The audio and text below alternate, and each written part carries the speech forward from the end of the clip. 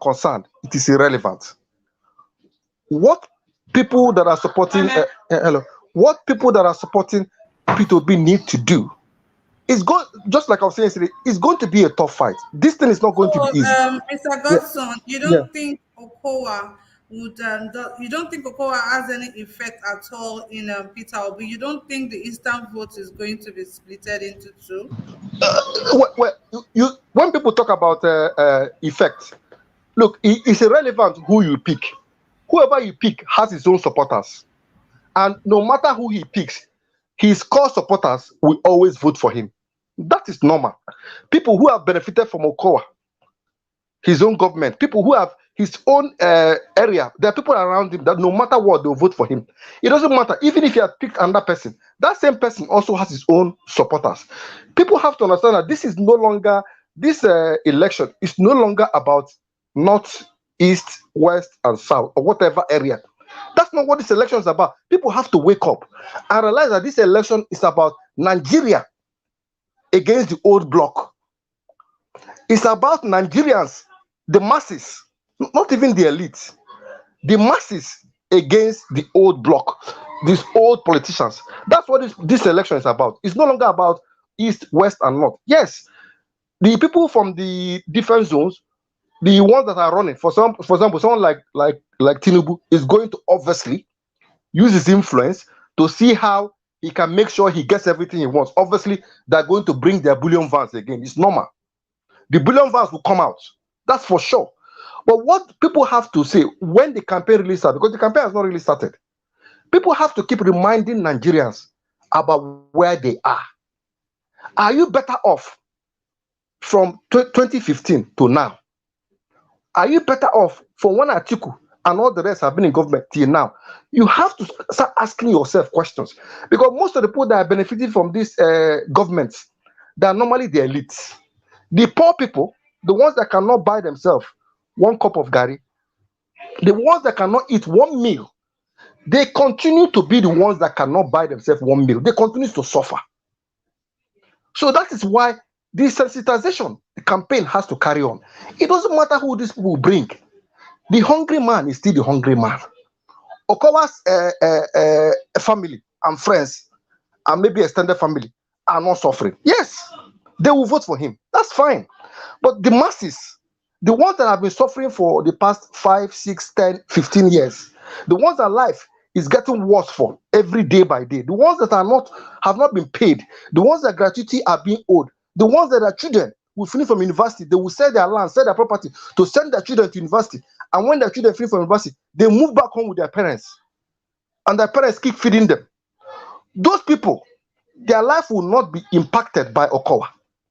What those people are looking for is, where is the light at the end of the tunnel? Can we have a change? Because they've had these stories. What stories are Atiku going to tell and Okowa? They are part of the old block. What story is Tinubu going to tell? These people have had these stories before. They are going to come again and promise. It's normal. This is the season. They will bring out their bullion vans again and begin to share money to market women. People should collect their money and still do what they need to do. It's going to be a tough one. There's no doubt about it. This election will be tough. But people have to keep reminding people, when you want to vote, I happen to be saying this a few weeks ago, when you want to, if they bring money, take the money. But when you want to cast your ballot, bring out the pictures of your children and look at it and ask yourself a question. This vote I'm about to put to go and do, how will it impact this my children I'm looking at? How is it going to impact them? That's the question you have to ask yourself. And ask yourself, this person I'm going to put this vote for, does he have any history? What is his history like? Can he do anything? Can I entrust this man, my faith in this man, to change anything? Those are the questions people have to keep reminding people about when they go to cast their vote. Forget about who they put as their running mate. But Okay. the fight is going to be tough. It's not going to be easy. It's a tough fight. It's not going to be easy, but people have to keep on and have hope. People will keep coming to discourage people or his supporters. Don't worry. This is just the start. It's going to get worse. It's going to get worse. So people should be prepared. Be prepared. Thank you very much. Thank you. Okay, thank you very much, Mr. Godson. Thank you for that. I'm going to move straight to Mr. Moruyi. Mr. Moruyi, good evening. Thank you for joining us today. Good evening, Kachi. It's a delight for having me on your program. Thank you very much. Thank you. Yeah, please. Can you kindly go to the next panelist? I'm kind of busy on the background here. All right, I'll that's fine. signify That's by fine. using Can I, good evening, That's Sister fine. Kashi. Can I just quick speak and leave the space for other people to take? Who is that? Mr. Igbe. Yes, ma'am. Mr. Igbe, please go ahead. Good evening to you, sir. Good evening. Thank you. Good evening to everybody. Good evening to the panelists. Good evening, Nigerians. Good evening, viewers. And good evening, the comment sections. People. Good evening, all concerns of Nigeria. Because we all are concerned, for a better Nigeria. I want to quick say that, you see, Reverend Father Mbaka is just a bunch of distraction. You see, when people that is expecting people to, the people that is expecting, like the kind of people that they are expecting to come into power to, to share the national cake, if they are not, doing what they want, that is what we always expect from them. Like the way all the previous speakers have said, Reverend Father Baka in 2015 came in and prophesied to, in fact, these people, they became a disgrace to the prophet of God. They are no more prophet of God, neither they are prophet of politician. They are the prophet, they became the prophet of politician. People like the Tunde Bakare. Look at what happened to Bakare after saying some sorts of things, everything. At the end of the day, Bakare was not even having one single person to vote for him, you know. So Mbaka has become, in the front line to deceive people. The time of Buhari, that is what he said, that Buhari is the one that will elevate Nigeria out of this situation. Is the Messiah that we have been waiting for since 1960. Now, at the end of the day, when Buhari became, the president of Nigeria, what he was expected will not be given to him. Later, Mbaka became like a dog who later turned back, backing his owner, backing the government of Buhari. That government Buhari became is now the worst government that they have never seen. Because why? The contract he was expecting Buhari to give to him in Abuja were refused. So when you see people like this, it's like they I don't know, they forget their past, they say the liar has no memory. They did not remember the things that they have done. This part of the Ubaka does not even know that he's a public figure person. We have said it, Ubaka or no Ubaka, and I strongly believe that the congregation that Ubaka we are speaking to, or the people that Ubaka we are speaking to, these people many of them does not believe in anymore. Because if you are tired, they say he that come from equity must come with a clean hands. Mbaka is not coming with a clean hands because why? He has failed Nigeria as a prophet, and he has failed Christianity as a prophet. And he has failed God himself upon the throne as a prophet. Because if a man of God has said, thou said the Lord, and when the Lord is not spoken, he has failed already. Are you getting it now? So in Mbaka case, Mbaka is fighting for his own stomach infrastructure. That is why he said that a person of Peter Obi is a stingy man. Because when somebody does not, if we get a person that, you see a person that is not allowing public funds to be given to individuals, to use it the way they want it. Person who wants the public fund to be used for public purpose, they will not like it. People like Ubaka will not like it because why? The public fund is not going to them. So it's so painful when we see Nigerians, see people like this. Some of us anyway, see people like this, and we are not, recognizing that this kind of person is the person that we want. Believe me, the way I'm seeing person of Peter Obi, I'm beginning to see that man. I said it before, for many times when we in this platform, that person like Peter Obi is a gentle man. He's a man that what I see in him is a kind of person that the Nigerians can call to round table and say, this is what we want. And if you are not able to give this thing to us, we will tell you to leave office. A man, I see him like a man that will sign, he will agree of any kind of contract that we sign with Nigerians. A person that that was accepted for the state House of Assembly member to impeach him out of office. So a man like that can agree of Nigerians. So this is what we want. If you are not able to give it to us, we will impeach you out of office or we will vote against you to leave office. He will agree with us, a person like that, the way I say that a person of Obi to be. So Nigeria, we need people like that. So Mbaka should go and sleep. If Mbaka forgets that, maybe because the Bible said the day you were called as a man of God is between you and the Holy Spirit that brings the weakness of your calling. Nobody can witness it, can say, even your wife, your children cannot say, I was there where God were calling you. So it became you and the Holy Spirit. So if Mbaka, maybe God does not call him or God really call him, if he's forgetting his direction, he should try and recommunicate with the Holy Spirit to see if it's in the right direction or not. So let me put Mbaka for the wayside.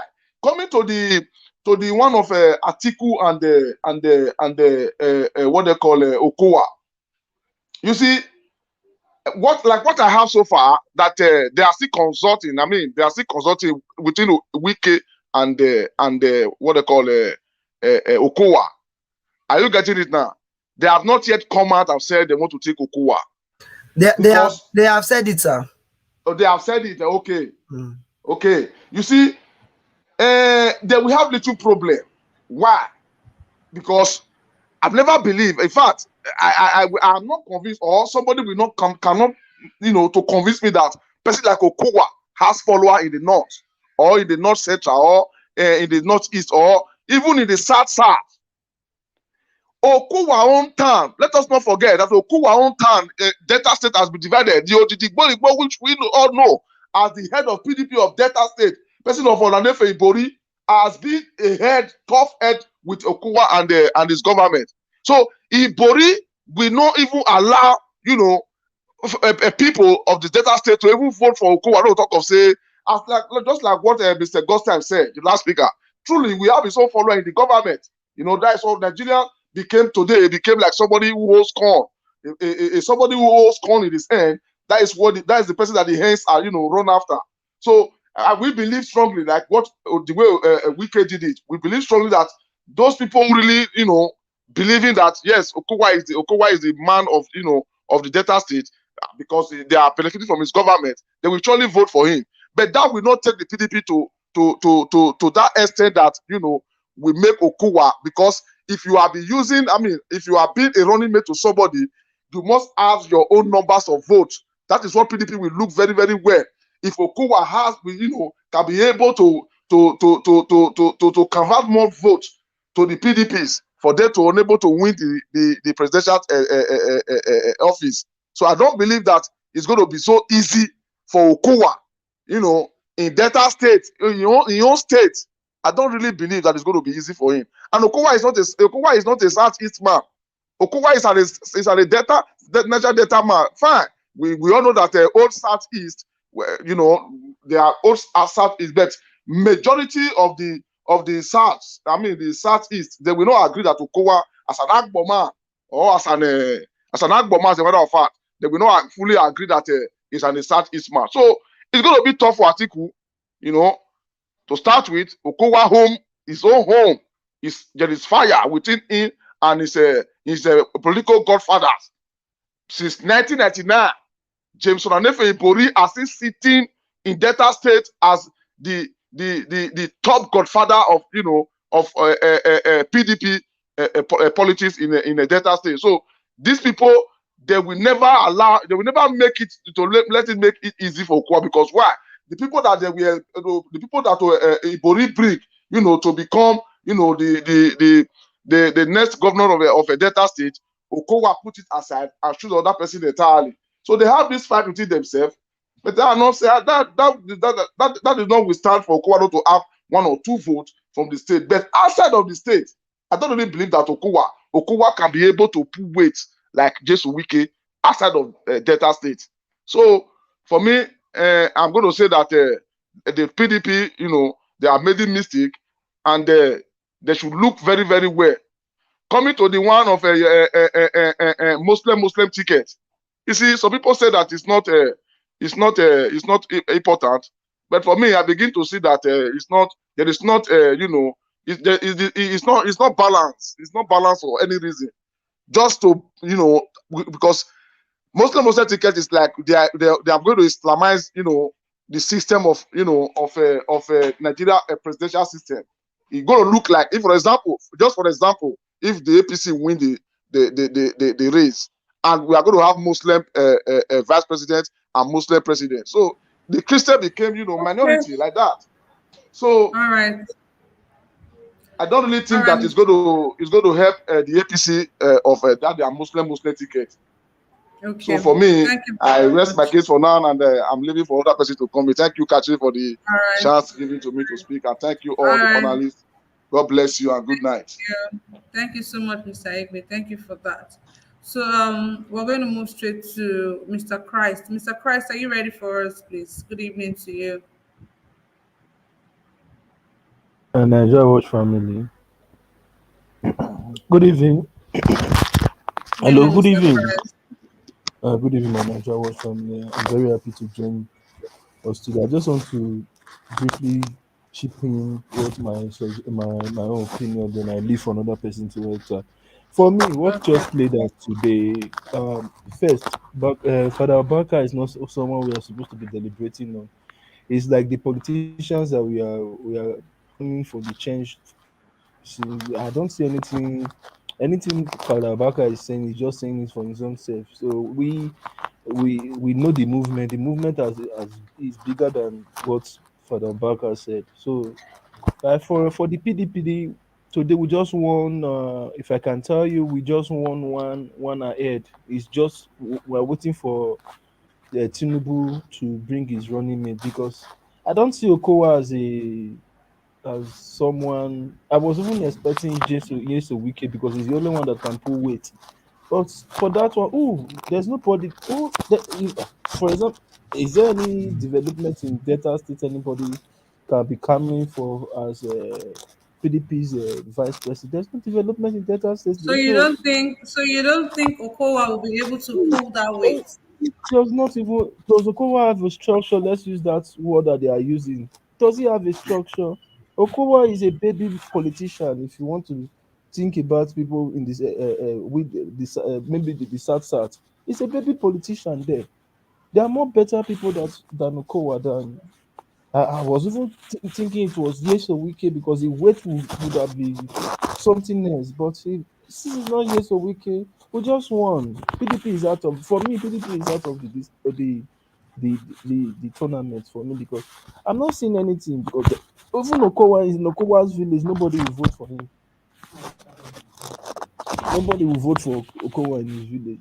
Is there any development? I'm a Delta man. Is there any development in Delta State that we can reckon Okowa to be a vice president? No, no, no. It's just like there's nothing to recall Okowa as a vice president. So for we that are clamoring for Obi, to just know that we just had one. There's one act, because there's no Santana that we open his eye that we vote for Okowa. Okowa does not have a structure. So for me, we have won. The PDP is out for me, but we know we need more All work right. on social media. So thank you, Okay. Kanami. So that I want to leave for another person to contribute. Thank you. Good night. All But right. I'm Thank still you so on. much, Mr. Price. Thank you for that. So we're going to move straight to Madam Rita. Madam Rita, good evening. Thank you for joining us today. Yeah, good evening, Kachi. Good evening, everyone. If you ask me how I'm feeling, I'm very angry. I'm angry about the likes of Father Mbaka and Father. I'm because I was raised a Catholic. I was baptized as a Catholic, so I am still giving him the respect to say Father, with his name attached to his name. But the likes of Father Mbaka and Sure, they just prove to the sensible Nigerians that they are pawns, PAWN. They are pawns used by the political class. Father Mbaka is a disgrace to the body of Christ. This is my own opinion. The Igbo nation, and as you know, and the disgrace to the Catholic Church. I am kind of empathetic with him because I see him as a victim of his environment. Because if Father Mbaka is probably grown up, or maybe he was a priest in a European nation or even the Vatican, I don't think he will make such reckless statements. And like I say, him and Shore, they just prove to me that they are political pawns. Um, I would urge the Catholic faithfuls to write a petition to the Archdiocese and the Vatican about the recklessness of this Father Mbaka. When you talk about, I know Kachi, you said he has a large following. I see it like, Yeah. you know what, in Nigeria, as a matter of fact, in Africa, what I have noticed is that religious followership, religious followership is as a result of hunger, ignorance, and a dire need of some face of hope because of their problem. You know, there's a whole lot of problems, you know, everybody faces in Africa. I mean, there's a whole lot of problems in the world, but, you know, we are very peculiar, you know, with our problems. And we always want to seek the face of somebody who can give us hope, you know, against our problems. And I see that's the problem with religious followership. I really see that. Now, that's just about Mbaka. It's just a disappointment. As for Atiku, the present president we have, he was a United Kingdom president because he was always going there when he was ill or if he has an earache or a headache. Now, if someone like Atiku becomes president, definitely we all know that we're going to have a Dubai president because after every problems he faces, he runs to Dubai to take a coffee and probably marry another wife. So just looking at the face of the kind of president that we have, and you know what, I see that gathering as laughable and very comical. You know what, I am Kachi, I am really sick and tired. I repeat, I am sick. I am sick and tired of the altruistic disposition of the fake speeches of the likes of the former vice president and the man at Bodilon. Same old speeches they make. I will make Nigeria good, you know, transform education, electricity, healthcare. You know, all those are just bullocks. It's just, I'm sick and tired of that. And I think a lot of Nigerians, the sensible one should be sick and tired. Even the gathering, when he even declared Dr. Okowa as his running mate, as his vice president, it's just I could feel the uproar was very fake. It was just fake. It was just, to me, it was just fake. People were just clapping. And I could even see within the PDP, I could see that some people were not even satisfied. I wonder what Wike is thinking right now. You know, I'm wondering with his smile, and I'm wondering what the followers of Governor Wike and the people of Port Harcourt are actually even thinking right now. I mean, this just proves why Delta State sold their the delegates sold their votes to Atiku. Obviously, something was promised. You see, all these politicians, it's all about their personal aggrandizement. They don't care about the people. Everybody just wants to be up there, wants to grab power and money. That's just what this is all about. And it is showing in our face in broad daylight. Like this is who they are. They are telling Nigerians, this is who we are. Take it or leave it. So we are not going to take it and we're going to kick them out by the special grace of the Almighty. Like I always say, until we have an immaculate intervention, a divine intervention that would cause chaos, the spirit of Babel amongst APC and PDP, and so that we will have a landslide victory by the special grace of the Almighty. I am very, very happy that this is going on. I really don't know the political prowess of Governor Okowa. I really don't know. They for them to put him as a vice president is either maybe he's just a stooge, you know, just to please the South, or to please the Eastern Bloc, or there's some money or political undertone that we are not aware of. But you know, I see this political race as an everyday change. Every day until February of 2020, we are in fact 24 hours before the voting day, we are going to see different changes in people, political parties switching, and you know, exposure to so many things that we don't even know. I pray the spirit of the Tower of Babel. If most of you who don't know what happened in the Tower of Babel, where people, men were ambitious and they thought that they were above God and above every other person. When it gets to a certain point, God put confusion amongst them. So that is my prayer for APC and PDP. Let them be picking Muslim, Christian, amongst themselves. Let them even switch upside down. In fact, they can even put a woman or whatever. We all know they all belong to the same circle. Their children marry each other. They employ their children. We see them, they shop in the same shop. So they have no interest in the common man. They have no interest of the people who are struggling in diaspora. It's just for themselves. It's just for themselves. And that's why I am sick and tired. I'm sick, sick, sick and tired of the PDP and APC. And so that's why I think Peter Obi is not a saint, but I think he's the face of hope to Nigerians. He's the face of change, the change that we want, at least a gradual change. And I think if you put a drop of iodine, for example, in the water, it contaminates it. So we need Peter Obi's drop so that he can contaminate that spirit of integrity. He can contaminate that spirit of hope.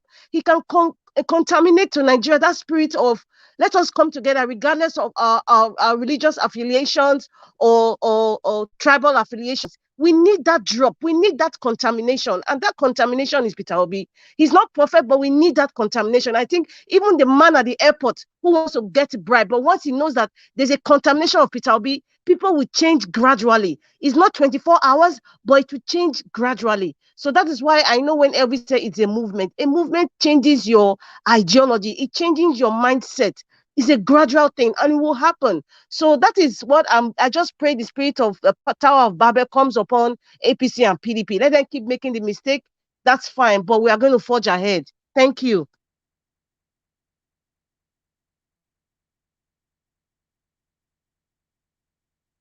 All right, thank you, Madam Rita. Thank you for that smooth delivery. We're going to move straight to Mr. CM. Mr. CM, good evening. Thank you for joining us today. How you doing? Good afternoon, good evening, everybody. I'm all right.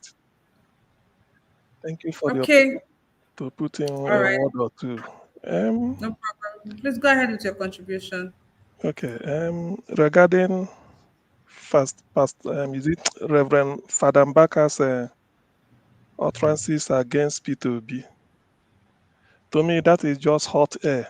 It's just mere gas.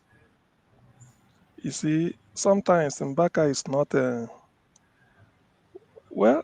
It's not for me to query him or for me to say, but I believe people must have been thinking the way I've thought. Whether he is indeed a man of God or a God of man, I don't know.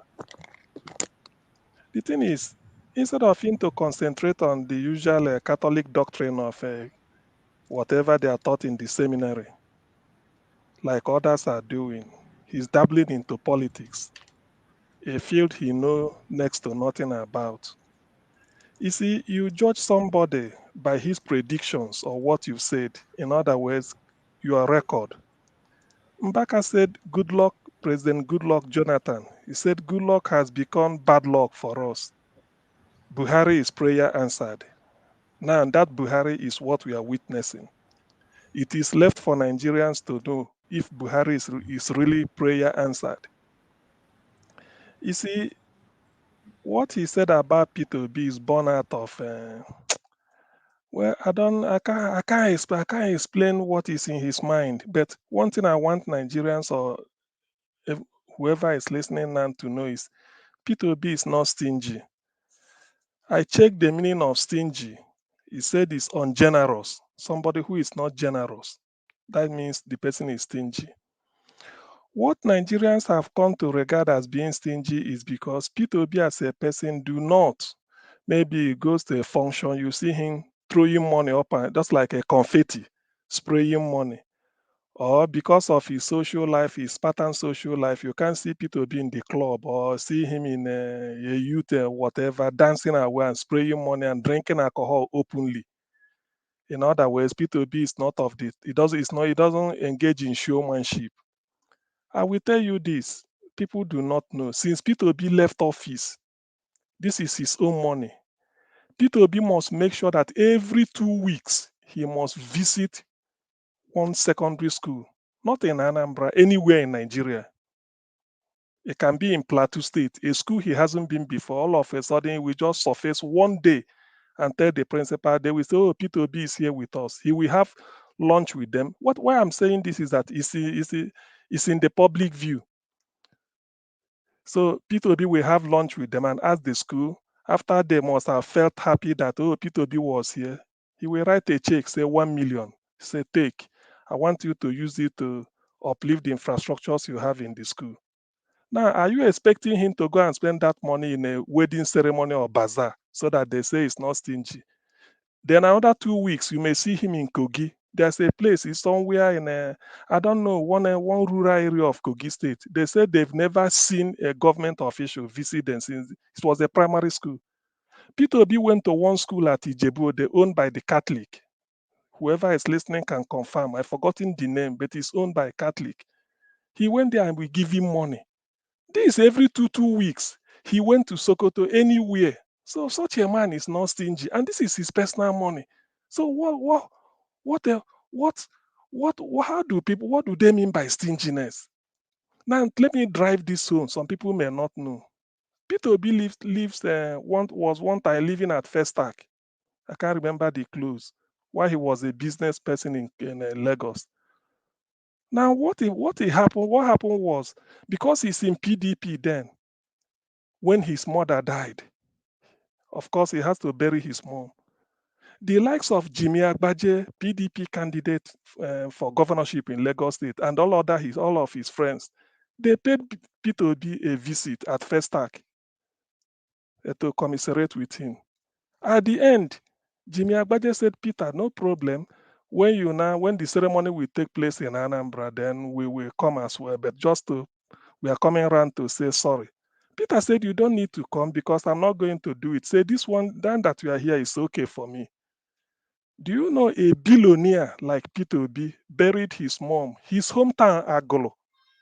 He said he's not going to do any ceremony of put canopy, start to distribute drinks, and then maybe a live band. You know the way Nigerians show off. Rather, what he did was to tell his hometown, say, "Please, I want you people to give me 100 people, 100 pupils that I will train from the primary school to the university. 100."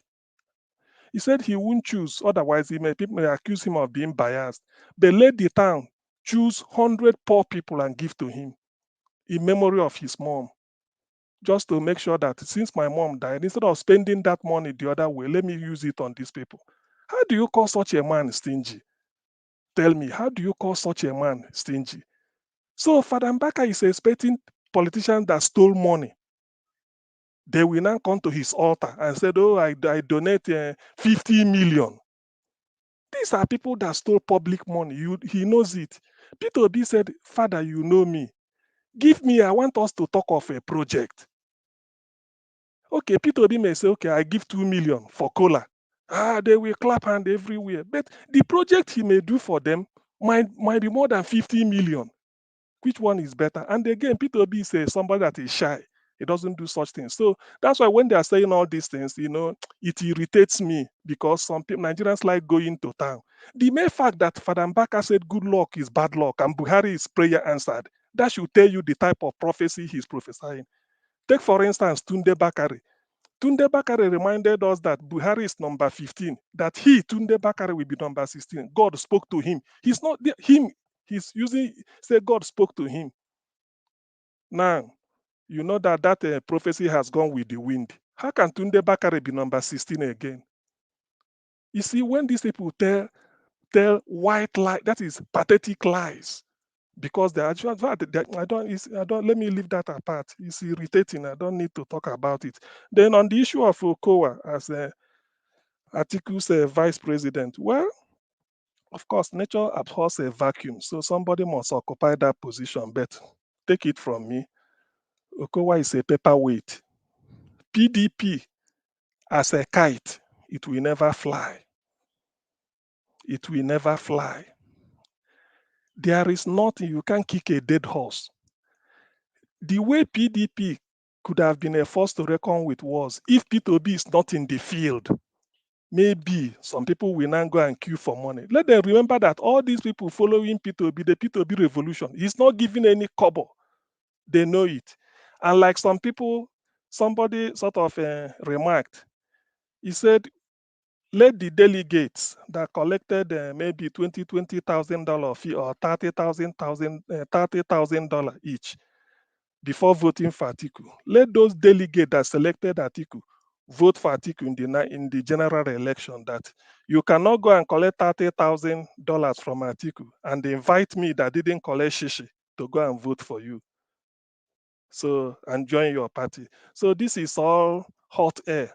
There's no shaking. Nobody should lose sleep with your Okowa. To me, to me, PDP is dead and buried, as far as I know. Even APC, the one that can't hold a flag for 5 minutes. I remember somebody asking me, why is it that we are talking of P2B, that P2B is better than Tinubu? What is the criteria? What is? I said, well, if just let them use their left hand to lift up the flag for 10 minutes before Nigerians. So all these things they are just talking is just mere hogwash. As far as I know, there is no mod they will throw on P2B that will stick, because the guy is God sent. He has that's what they call the power of personal example. P2B has it. Look at his character inside out. He has it. Up to today, EFCC can never disturb P2B. Even international community, they know him. So what are we really talking about? Then you hear some people who's on their own platform. I know they are sneaking in. Some people on their own platform, they can never allow you to to speak, to say something fluently. They will keep interrupting you, interjecting. And they will fabricate stories. P2B has so many offshore accounts that is where he launders money. And the EFCC hasn't said it, and the international community. You see, the thing with Nigerians is that when people that you think they are supposedly educated, they will still be behaving like another Agberu under the Ojuelegba Bridge in Lagos. If you have evidence against P2B, you can petition the international Interpol. There are so many organizations, human rights. There are so many things you can bring it up if you're educated and you know what to do. But they will come somewhere and then corner with one type of, I don't know, one outdated mobile phone, and then be dishing out, is very debilitating and insidious lies, thinking that in the hope that it will fly. It won't fly. There's nothing you're going to do to P2B. And again, let me put it this way. It is taking Let me Nigerians for granted. It is taking Nigerians for granted to assume that all these youths coming out following P2B, that they are illiterates. They're all educated. Most of them have doctorate degree, masters. They can read between the lines. The fact that somebody hasn't gotten a job as a civil engineer after having 2 degree or 2 1 degree does not mean that the person hasn't got sense. They cannot distinguish between P2B and the Atiku, or between a bullion van apostle and P2B. So that is the mistake always made. Oh, because they are moving around, they have PVC, but they're educated, they can reason better than you. That is because of Tinubu, you have an influence, you get job somewhere, or Tinubu give you some shishi for you to be doing one platform and then be talking nonsense. So all in all, I want to pay respect to the candidacy of P2B, the power of personal example, and I want to thank Nigerians, the youths now that are coming out, because they are in their millions, no job. And P2B is only the person saying something that resonates with them. They feel this is the hope, this is the future, this is the man that is thinking about us, and not the man that will call you one day. It's a terrible nonsense. I don't know how to rationalize it. Of course, there's no basis for that. So I want to tell those that have seen P2B coming, do not lose hope. Help is on the way. He went to Egypt, it's true. I've seen some video clips, what he's doing. Why can't you learn?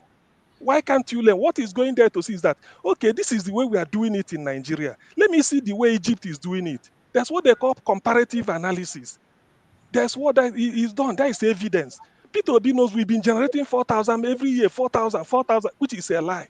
Now he went to Egypt that doubled their own to almost 40 or 50,000. He's now asking them, how do you do it?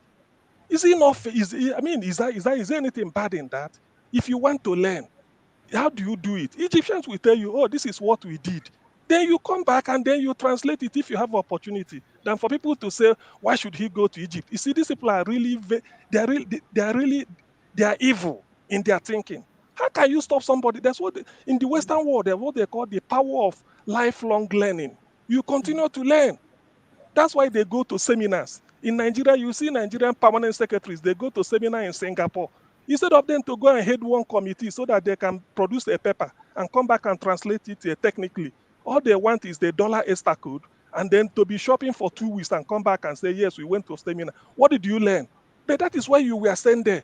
Peter Obi sent teachers from Anambra State. I want people to challenge me on this. To Singapore. He did it during his own time. He went to Pakistan. He went to Bangladesh. Third world countries like us. What are you people doing that we are not that we need to? How can we do it differently to get a better result? The outcome that matters. Yet the likes of Showore, who you think he said he went to Columbia University to do masters, yet he's reasoning like a motor packed out. No, How no, can, no, no, Mr. I CM. mean, okay, Mr. sorry, CM, sorry. please, I'm sorry. language. I'm sorry about that. But then, how can you the fact that somebody wants to learn, you encourage the person. You encourage the person. He wants to learn more. We've been generating 4,000 megawatts, 4,000 megawatts, 4,000, and it's not improving. Why not go to Egypt, South Africa, countries that you can learn from? Is there anything bad in learning? We continue to learn every day. And somebody will tell you, oh, I did my master's something in Columbia University. Then you know everything. What do you know? The person who knows, who has the answer to everything must be a compound fool. Thank you. No, Mr. CM, please. Mr. CM, please. Please. I Can just you brought just that up. retrieve that Please, word? please. I said Your language. anybody. No. I said anybody who claims I did. I'm not referring to anybody now. I'm just saying. I'm just making it general. If Mr. Sia, anybody can you tells you, apologize? no, I've apologized for the one of when I said the I've said about that of you. I'm sorry about that. I've said that. But on a general principle, if a man comes to you and discourages you from learning and feels that he has answer to everything, that person is a compound fool.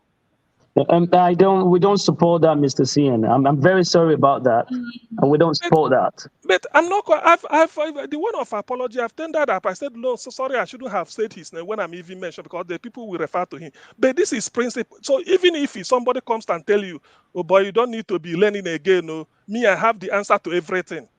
Tell the person he must be a compound fool. It's only a compound fool that knows everything. Well, you're entitled to your opinion. That's fine. All right, Mr. CM, no problem. Thank you.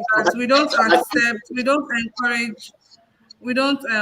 encourage the use of abusive words on this platform. Please, if you're referring to anybody or saying anything to anyone, please and please, this is not the first time we're saying it, and we will keep saying it. Please, let's be guided. We don't accept hateful words towards one another here. Everyone is free to come here to air their views, to say what they feel, to even come and say the things about their own principle. Because I don't believe everybody on this platform is a supporter of Peter Obi. We have people who support other people too.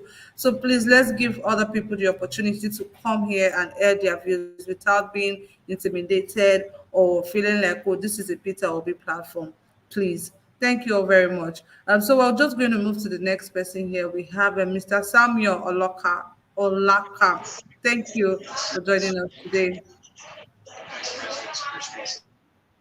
Hello, good evening, everybody. Good evening. We can hear you. Please go ahead and make your contributions. Okay, as regards to the Reverend and what you said concerning Peter Obi, my take on it really goes to prove the caliber of personality that Peter Obi is. It goes to show that Peter Obi is not moved by whatever you call yourself, whether you are a reverend, whoever you are, you don't intimidate him into breaking his own principles. And I think that Peter Obi has shown that he even has respect for the house of God. Because a place of worship shouldn't be a place you come and do political jamboree that is taking away people's money to spend for something that doesn't benefit the essence of the purpose for which that money was taken. It would look like you are coming to take what people gave you to deliver service for them, and you take it and give it to a project or somebody that is not going to use it right then. That is more like turning the house of God for political thievery. And Peter Obi has really shown that is a principled person, making me know that yes, they're the kind of people that should lead us.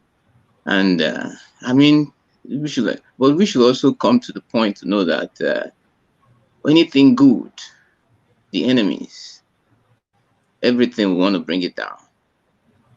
And my support for P2B is because I know this is something good. And those, if you have a good heart, you align with something that is good. I've never really supported any politician in Nigeria because there's nothing about them. But this is the first person I say I'm defending for a reason.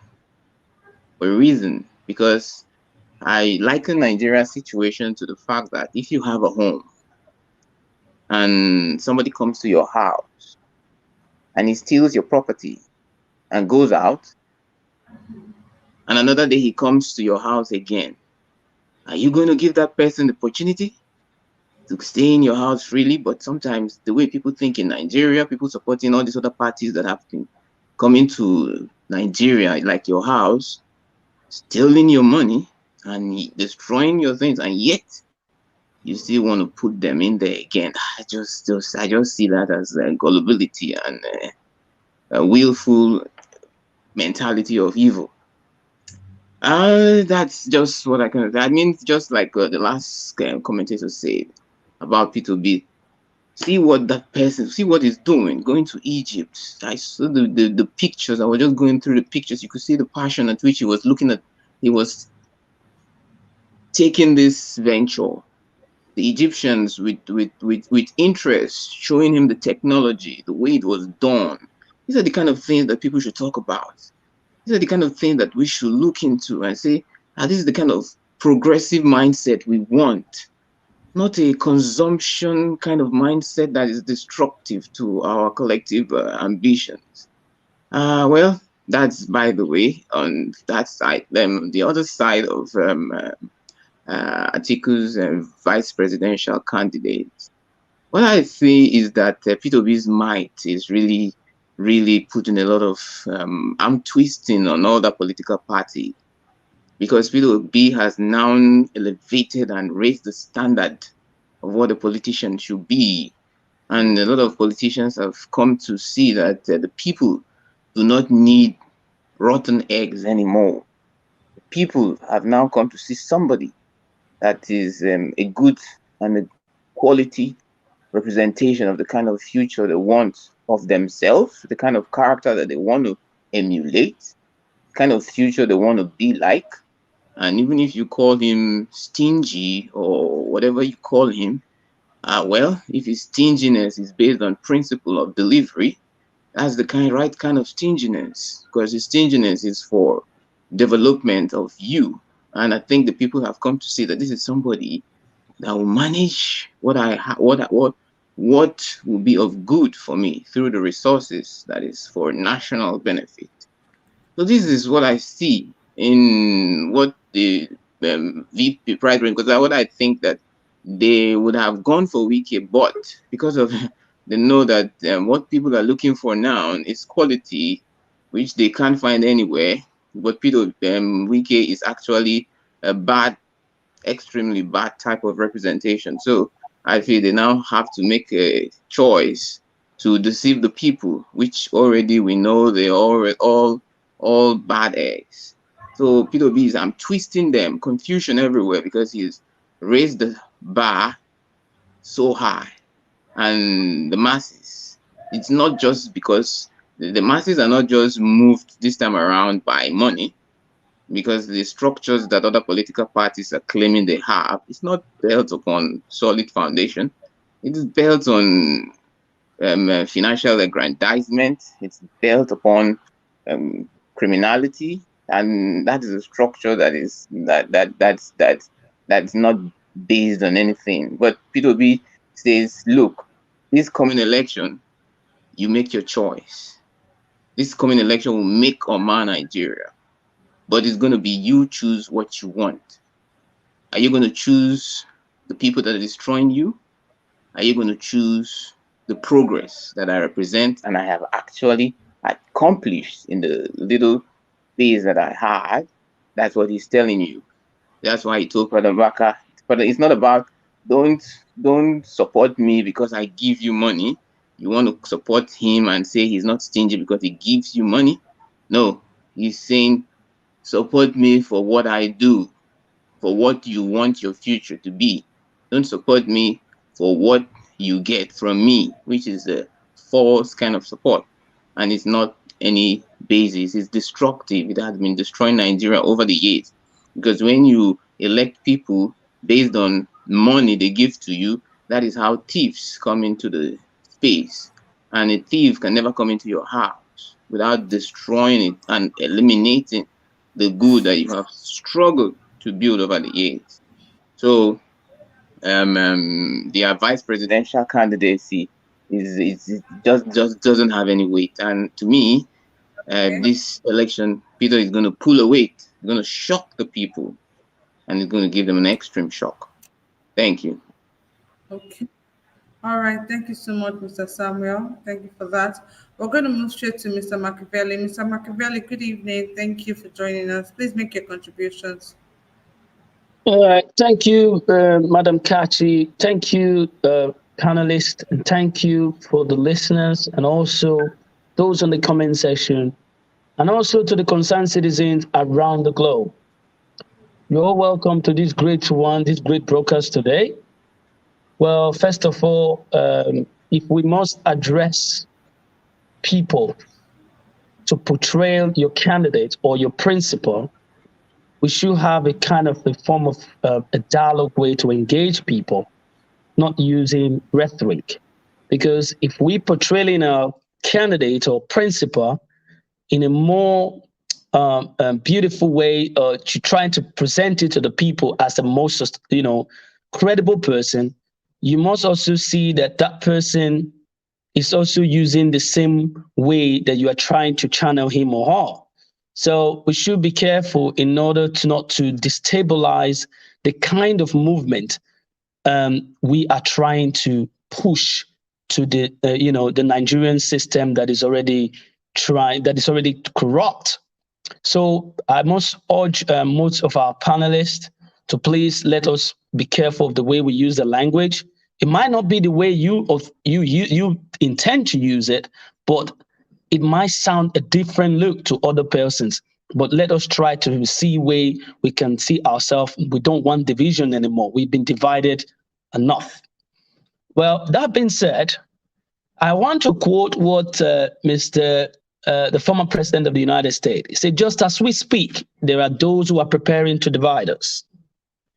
The Spain masters and the negative bed peddlers and those who embrace the politics of tell me how you want to do it, and I will give you the result. But we Nigerians, we are not cajoled anymore. We are learned. We've had enough. And we say, we want democracy. And that is what this movement is telling us. How do I say? This thing is referring to someone who called himself a man of God. And that is the person of Father Mbaka. You have become a politician instead of what you are supposed to be. You have been prophesying for decades.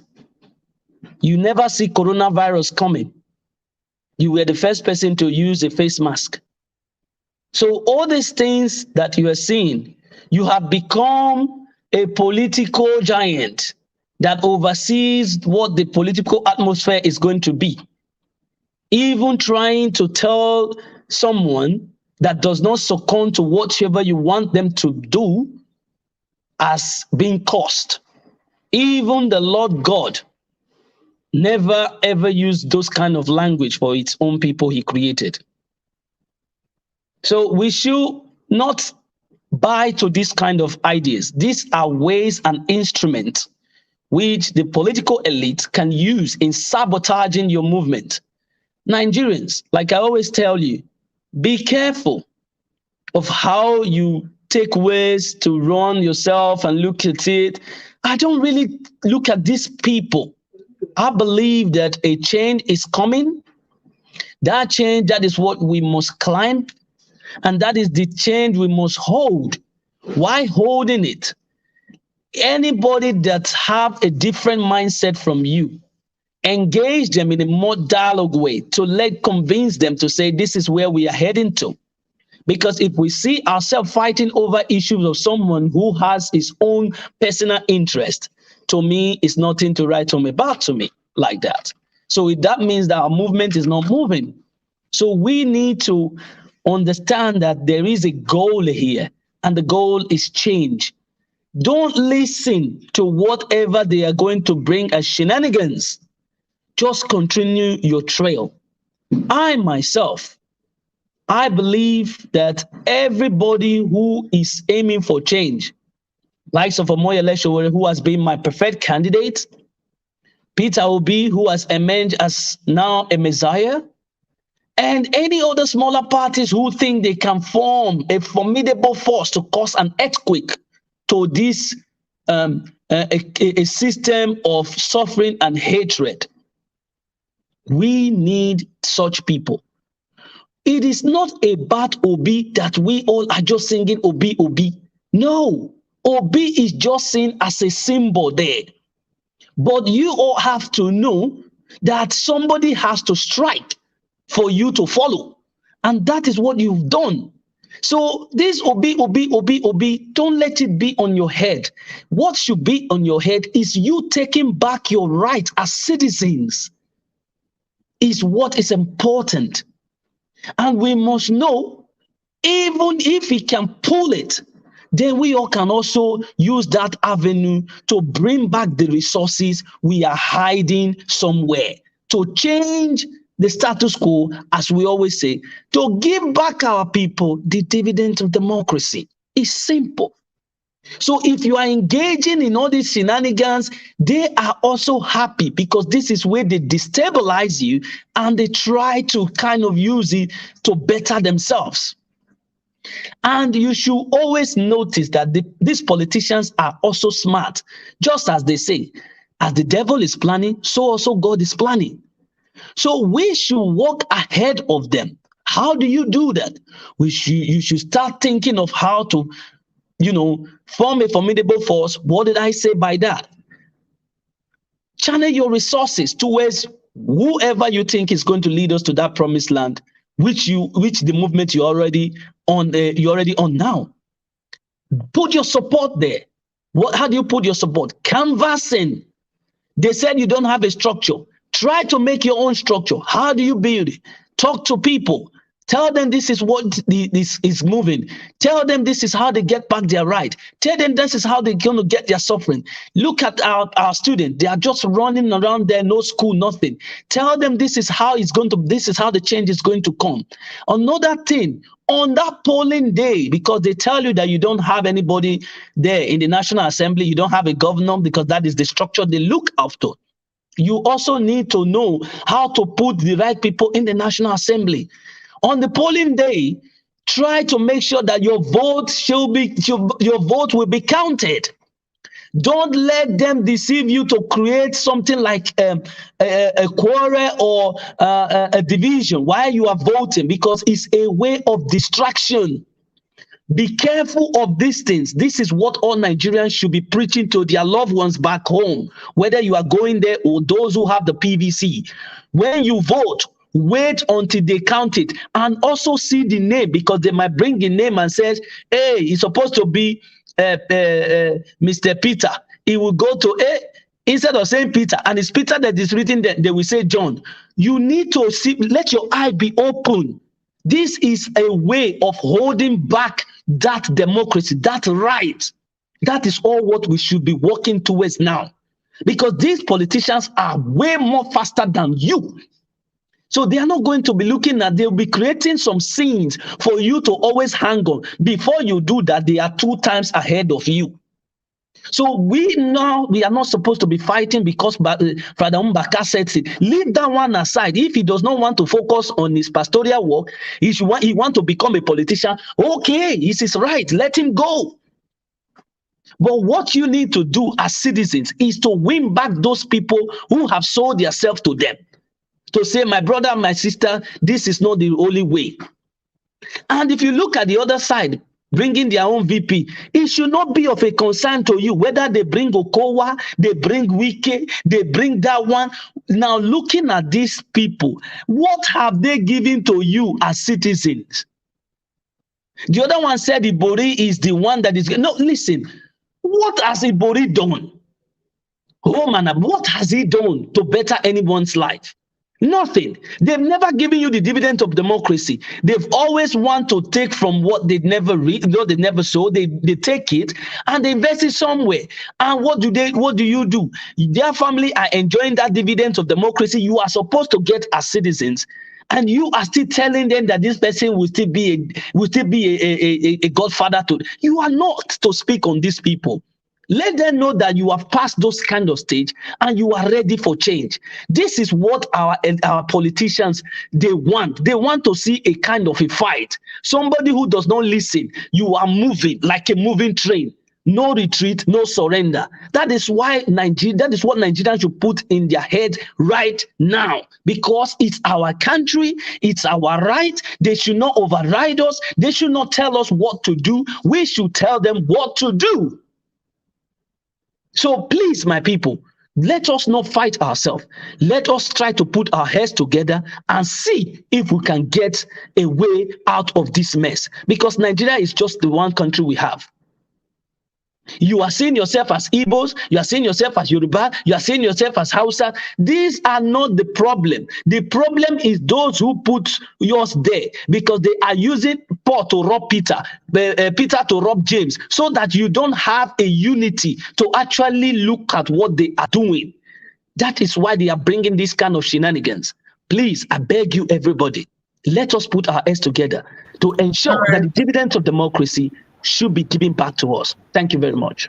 Thank you very much, Mr. Machiavelli, for that. So I'm moving straight up to Mano Bendel. Mano Bendel, good evening. Thank you for joining us today. It's been a while. How are you doing?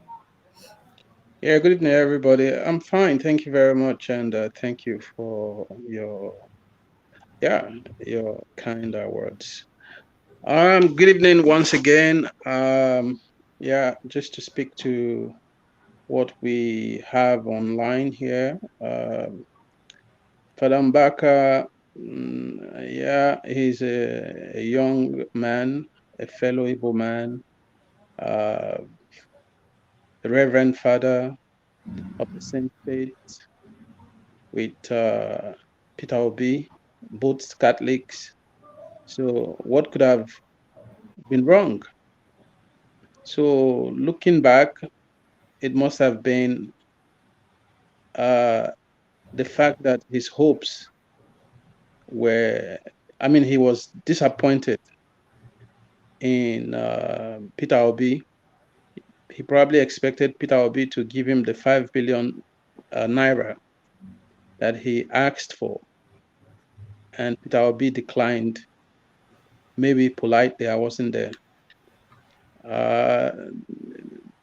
But that should not be what he should be bringing now to public space, knowing that Peter Obi is facing the whole country as a possible candidate for the first office of the land.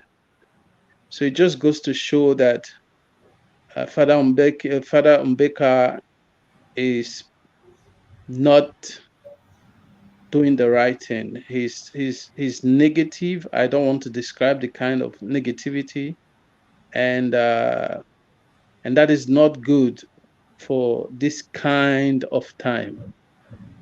So, in my opinion, I would suggest that he finds a way to publicly apologize and to use kind words to describe the brother, because many people will come from henceforth to start to attack Peter Obi from all fronts. It is normal. I believe that if you can't stand the heat, then don't come into the kitchen. The first office in any country is a very important office. It is the source of leadership, the source of vision. So some people don't have it. Peter Obi has been able to position himself as the most probable person that can deliver on that, based on the judgment of the average Nigerian person, especially the youths. So this is not a common thing.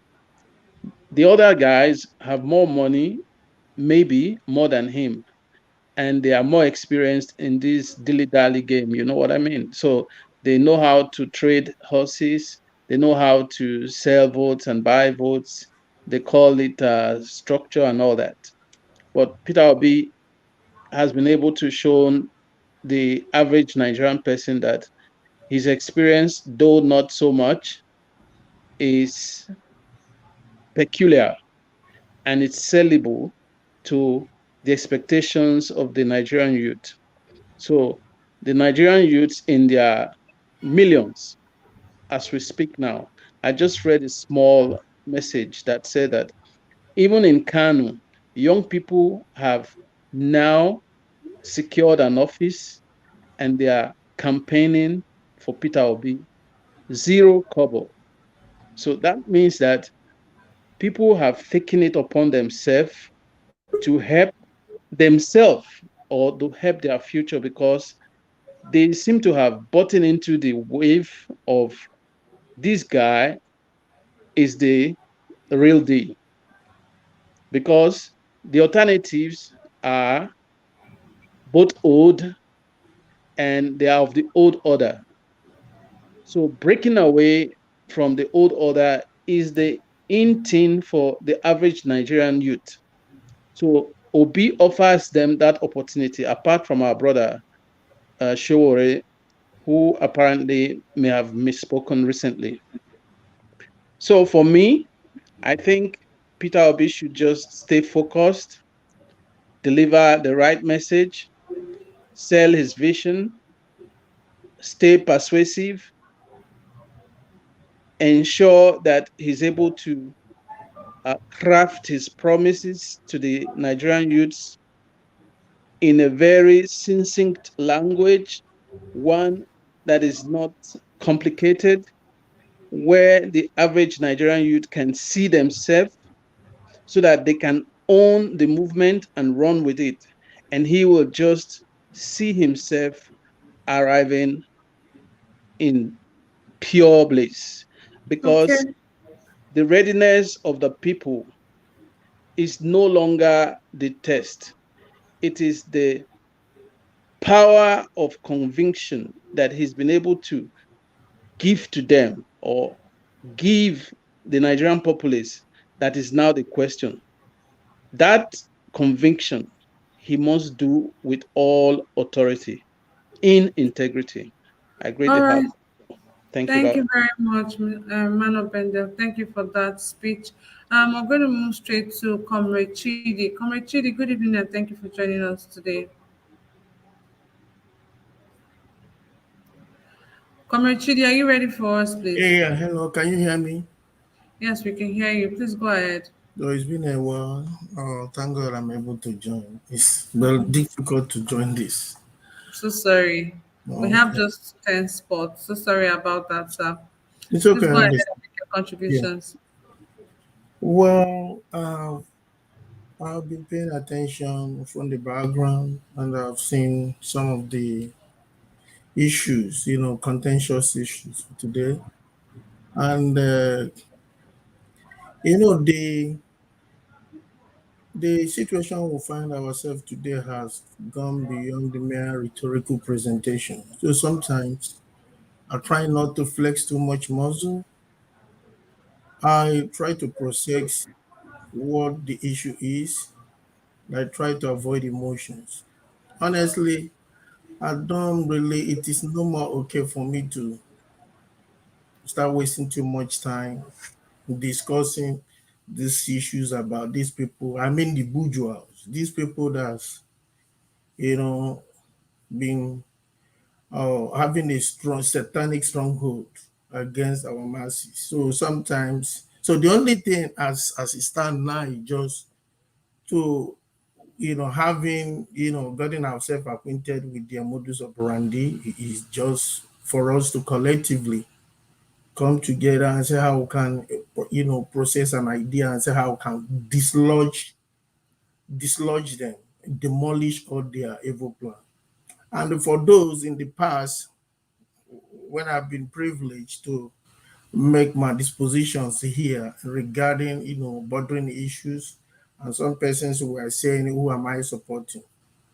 I barely didn't want to, I barely decided to be neutral about it by virtue of, because we come from different walks of life and we process things differently.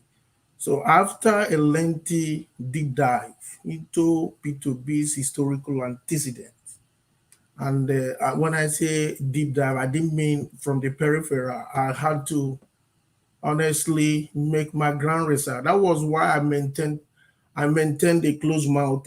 I didn't want to be, because I don't want to allow emotions. I don't want emotion. I don't want it to be driven by emotions. But I've come to realize that P2B really have something to reckon with, and when I was making my calls and contact, wider consultation, some of those I was privileged to speak with were telling me that everything I see this man saying is a replication of what actually happened. Even some persons, considering the how do I put it, the situation he found himself, were not okay with him. And they told me categorically that it was even because this man, just like what we're seeing today, some person he's been labeled as a stingy man.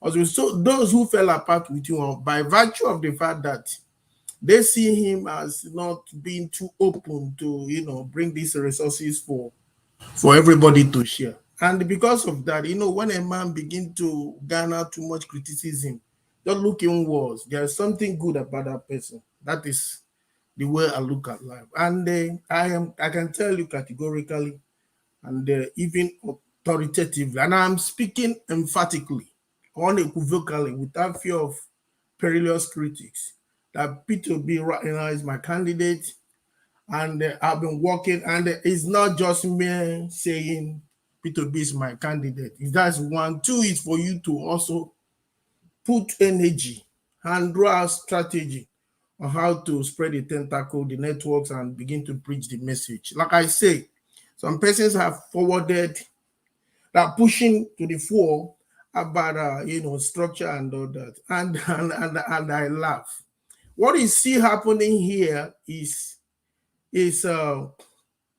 sometimes I try to use, but I don't want to measure it, from spiritual dimension. It's a replication of what happened during the EndSARS, because all of us saw them. We see Nigerian youth coming out. He didn't instigate that. It just someday, just like what they call a lambda function, it's being triggered. And you see a collection of people, even those who are conscious, those who are not conscious, a conglomeration of people, the downtrodden people, have felt they have suffered too long. What is happening now is not P2B's instigation. He didn't instigate. The thing is just going, it's just happening on his own. And I'll be very, very happy if he can leverage on that to advance a new cause for Nigeria. Because now, this is just a movement. It cut across different geopolitical organizations, geopolitical area. Like Showere is a friend, is a colleague, we've met, we've seen. Some of the things he does, I don't like him, but I don't like to attack him, to come and be saying one or two, things about him. But I think some of the things he does, he gets it too wrong. And okay, Comrade Chidi, please, can I step in a bit, please? What's that? Okay, so we're talking about two things today, right? We're talking about Okowa being chosen as the running mate for PDP for Atiku's presidential race come 2023 election. And we're also referring to the video of Father Mbaka saying Peter Obi is stingy. Now the question is, do you think Okowa is a lightweight? Do you think he will be able to pull the crowd from the east? That's the question we're asking. And we're also referring to the video Father Mbaka made concerning Peter Obi, if there's any outer of truth in what he said. Okay, so you want me to restrict my submission along that two area, We're right? just trying to, because not exactly restrict, but we're trying as much as we can to let people get their views on this particular issue, because I mean, this is the topic for today. Well, You can simplify a bit, but I just try understand. and stay true to the topic, please. Yeah, I understand the fact. Just that when you are making an analysis, sometimes you try to draw I inferences. understand. I'm just But it's reminding okay. Let me you. try and be collapse my thoughts, within those areas. Now, okay, let me begin with Okowa's choice of Atiku's vice presidential choice. Well, I don't really, I don't, I'm not paying too much attention, and I don't think that count is going to count too much. Let me tell you, I'm going to be honest with you. The only thing that I see, I'm looking at that could be a major obstacle that we have to see how we can, fight to handle that, to draw a balance is those who are championing for cessation, the Ipobians. Those are going to be a major factor. I don't know how we can handle that. And those are the things I think should be pushed to the front burner. Because these are people who've seen what has happened in the past. They say, okay, because as far as I'm concerned, they're not even disturbed about, P2B's, choice of becoming a president. They are saying they don't want the election. I don't know the dimension that could lead us. I don't know what will eventually happen. Despite the fact that even P2B is their own, they are saying no election. And these people are not making empty threats. We've seen some things that have happened in the past and we saw it, coming out, to play. So I don't know. I also do not think it is something that we cannot handle. With proper approach, it could be curtailed. Other than that, I don't think Okowa, no, I don't. And again, let me say this. What is it happening now is a Okay, fire. you don't think Okowa can pull any weight? No. Far from it. I don't think so. Far from it. When people are making, how can you dissect that? I don't really even I even think Wike can even use some of these grand maybe River State money, and they try to, because whether you like it or not, money is a major factor in Nigerian politics today. Those who are even supporting these people are not supporting them because they are not supporting them because they know they are good to support. They are just because of what they stomach infrastructure, because of what they are getting. So the highest bidder, just look at what happened during the election for the primaries. You see, money. It's just about money. Just about money. And I can tell you categorically. And another thing again, we should pay attention. That's number one. They are Pobians. Two, it's going to be those who are coming now to say, hey, okay, we like Obi, we should be very, very careful, because sometimes it's not true what they meant. Sometimes, the opposite is the intention. Because don't forget that these people, the big words, the bourgeois, they have the money. They have the money to come inside us, and they attempted it through the NSAS, try to use what I call our divide and rule system. That's within ourselves, we have sabotage.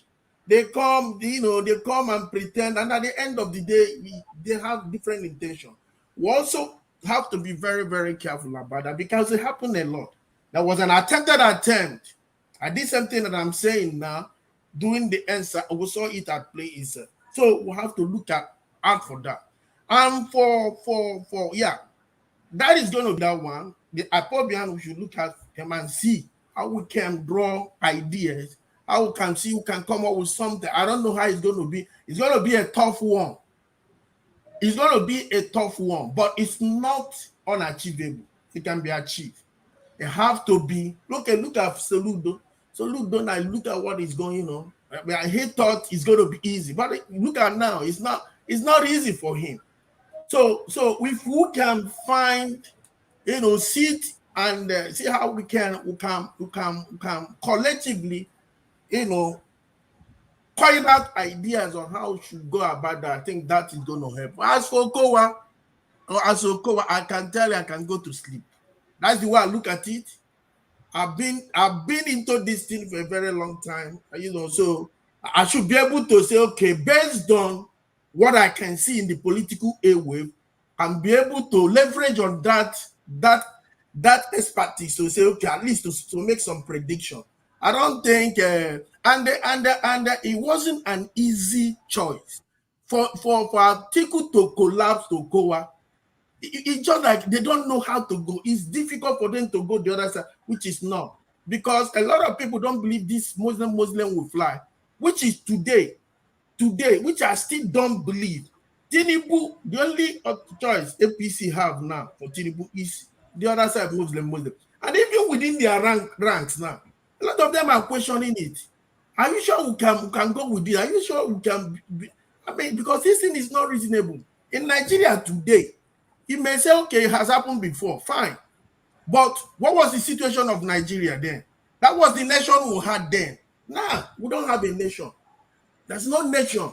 So if you're bringing to the table a Muslim ticket, it's an accident waiting to happen. So on that, I can tell you now, it's a failure in embryo. It's a failure in the making. So I'm not bothered. All right. Thank you so much, comrade. Thank you so much, comrade. I'm going to come to you shortly. Let's move straight to Mr. Omori. Mr. Omori, please. Yeah, thank you, Kachi. Thank you, Mr. Omori. Please, what do you have to say concerning the topic today? All right, thanks for having me. My pleasant greetings to my fellow panelists. Thank you for your wonderful contribution so far. My pleasant greetings goes to our audience across the globe. You are the reason for our coming here every day. My special greetings to Mommy Diaspora, Yarin Sword, Clarence Bell, and a host of others on the comment section, whose name are too numerous to mention. I go straight to the topic of today. Number one, I want to start with the Father Baka's utterances. I have a lot of respect for Mr. Father Baka, but I think he's becoming uncontrollable, so to speak. I don't want to use some derogatory words on the man of God. And I think it's high time government have to intervene. There has to be some level of intervention, regulation in our religious activities.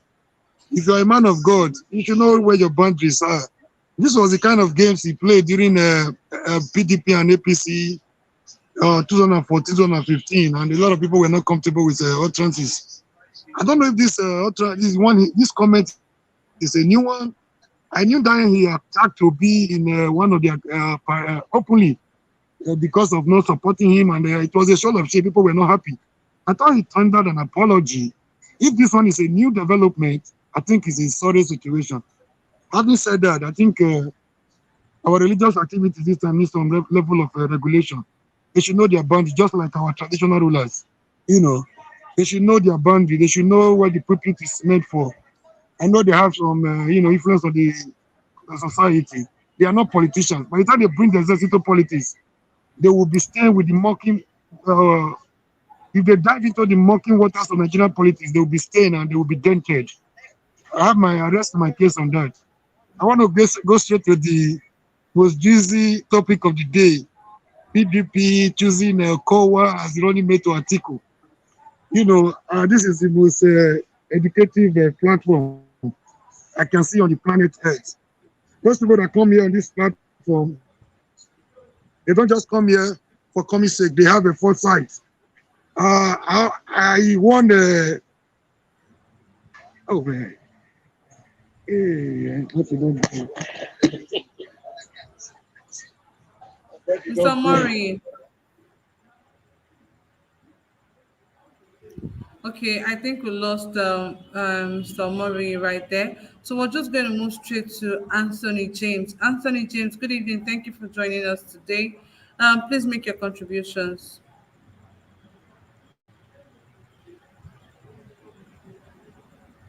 Mr. Anthony.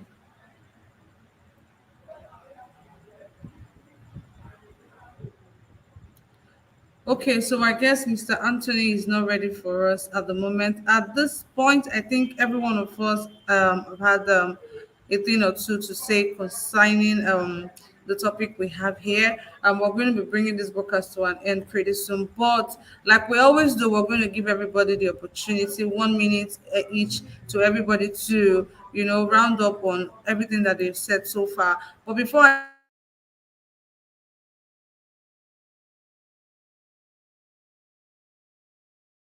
today,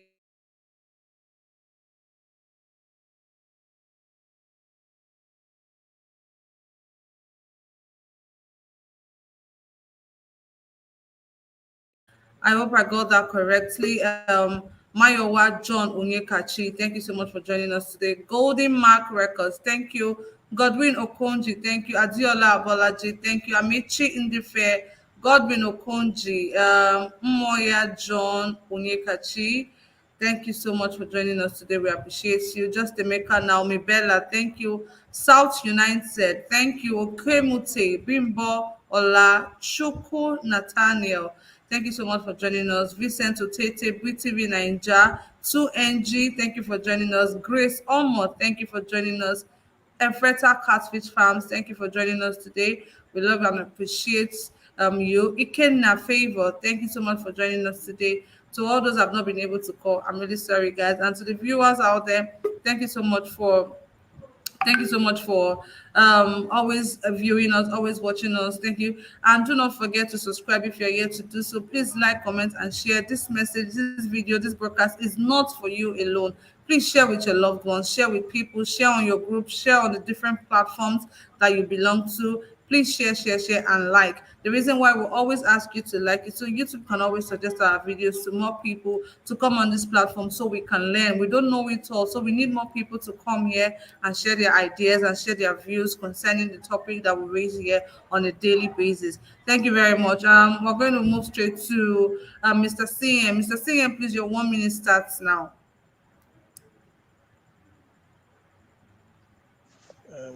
Okay. Thank you. Once again, thank you, Kachi. All protocols duly observed. To sort of summarizing what I've said earlier, the thing about it is that at a point like this, you will be hearing so many allegations, concoctions, wild imaginations that cannot be substantiated. Then the next thing you have to know is that if not P2B, who? So everybody will like to criticize P2B to point out this or that. It's because he is that good. If they see that the people are not saying wrong things about him or trying to cast aspersions on him, they have to manufacture one and then throw at him. Even when if tomorrow they see P2B in a class, maybe of primary school, hugging them or maybe trying to talk to them, they said he went there to go and learn, that he didn't build school, he didn't build hospital. P2B started and finished a teaching hospital from the scratch. It is called Anambra Chukwuemeka Odimegwu Ojukwu University Teaching Hospital. Just like you have University College Ibadan. University College Hospital Ibadan. Ahmadu Bello University Teaching Hospital Kaduna. University of Benin Teaching Hospital in Benin. University of Port Harcourt Teaching Hospital in Port Harcourt. So we have a similar one like that. P2B built it and it's functioning. P2B gave a cardiac surgeon money to establish one. It is at Adazinuku, a Catholic mission hospital. They do heart operation there till tomorrow. But all these things, people that hasn't been to Anambra State, if in Nigeria they really want to, if they see P2B, they want to scrutinize their incoming president by the grace of God. What they should have done was quietly you go to Anambra State, you ask people on the street, pretend that you are not, if you don't, you are just a passerby, and ask. But a Nigerian will like to be in Lagos and the Abuja and start to fabricate rubbish. Go to Anambra and see for yourself. Whatever. Mr. Sigem, I understand your emotions. I really do understand it. But language, please. Some people are sensitive to this language. Please, your language. Please, please, Okay, please, but please, please. this time I'm not Thank you. referring. Sorry, I'm not referring to anybody. But please, I know. forgive I me. You see, I it's understand. because of I'm used to listening to enlightened debate. Because it is not enough to tell me that this person achieved this. Moreover, when P2B does anything, say go and verify. Why can't we go and verify and come back and say, look, I've been to Anambra State. There was no hospital built under your when you were there. Or have you used the hospital you built? You go to Waterside Hospital somewhere at Onisha. If you can go there and say, has this P2B been a patient here since he left Anambra State in 2016 as governor? They could tell you there are things we can investigate. That's why you see BBC, all these they are journalists, the way they investigate something about a politician. But in our own case, all we want is to be dogmatic and then start to talk. It to me is irritating. That is the thing. Then secondly, I'm not against anybody saying whatever, but remember that when you say this is your opinion, I also have an opinion. When you manufacture lies, I will also use my facts to come and debunk it. And then let us for once, as people that are now in a country that is in a complete mess, let us for once do away with this and then ask ourselves, what really do we want?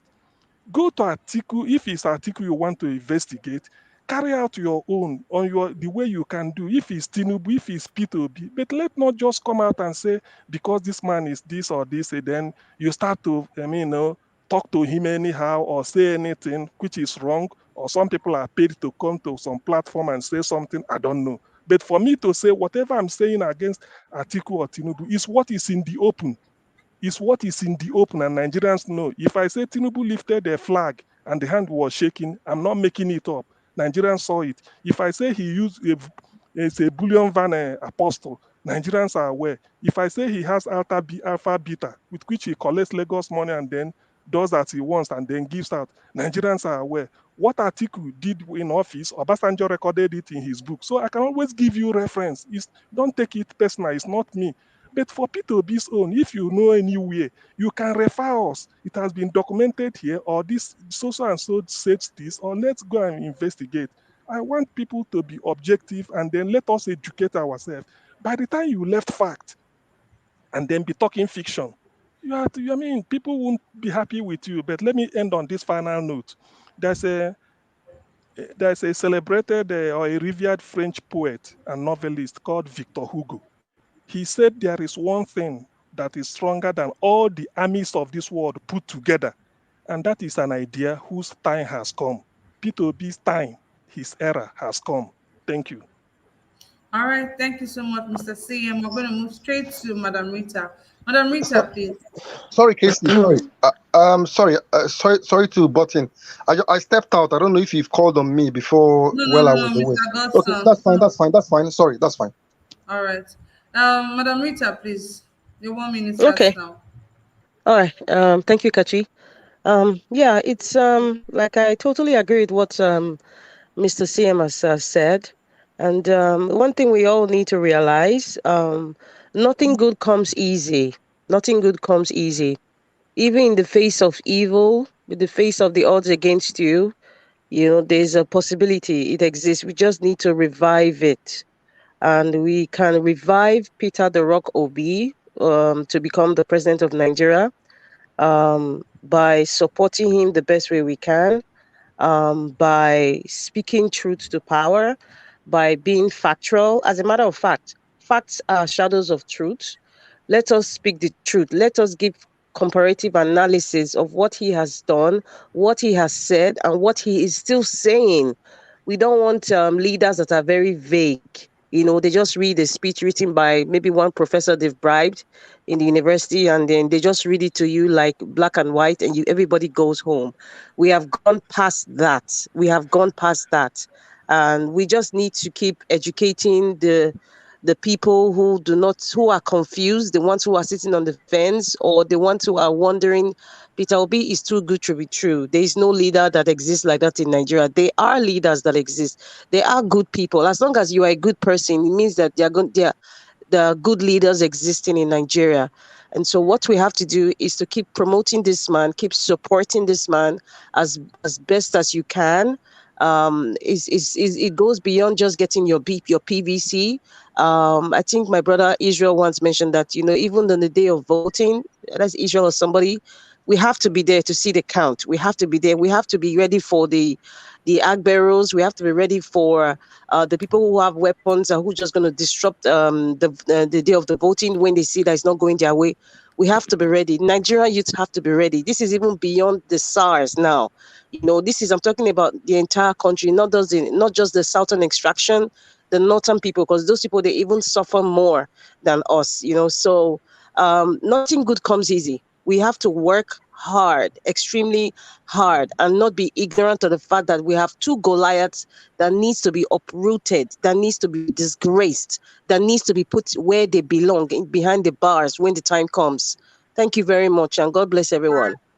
Thank you so much, Madam Rita. Thank you so much for that. I'm going to move straight to Comrade Chidi. Comrade Chidi, please, your 1 minute starts now. Wow. I have no opportunity at all. 1 minute, please. Okay. Let me begin by stipulating from the Frank Fanolian dictum, we stipulate the dialectic of reconciling two conflicting ideas is the algebra of revolution. And let me process that. What you see happening today is revolutionary. This is the main revolution that we've all been agitating. You know, sometimes it's not about gra gra gra gra. It's a silent green revolution. It will be happening, you'll be looking at, you'll be wondering what is going on. You know, in this life, there are three sets of people that exist. One is the people that make events happen. The second people is the people that watch events happen. The other set of people are the people that wonder what happened. It's going to be like a wonder. And we're going to be the one that are going to make that event happen. You don't even need to put too much stress. But let me also use this opportunity to warn. For one, it's just like in form of a counseling to each and everyone, especially people who have Obi has dared their heart to, and they're now saying, okay, somebody like me, when I fight with the vigor, energy, and sagacity. And I don't have any apology for that. If I have taken me time to do my, underground deep dive to arrive to where I am now, but I fight to a logical conclusion. At least that's why sometimes you see me identify with this kind of forum where we can, constructively push positions and address pieces issues based on what you think it is good for us to do. So in line with that, I want to appeal to the conscience of every one of us. This is a critical moment, and of course, don't ever think that these other people, the other side, are sleeping. No, they are even to them it's like a surprise. So they are also converging, pushing, trying to push ideas, something they will come up with, All right, how they can. All right, comrade. So when these are coming, we should try and see how we can absorb them and put it on a tempo. At the end of the day, I believe we're gonna win. Thank you. All right. Thank you so much, Comrade Chidi. Thank you.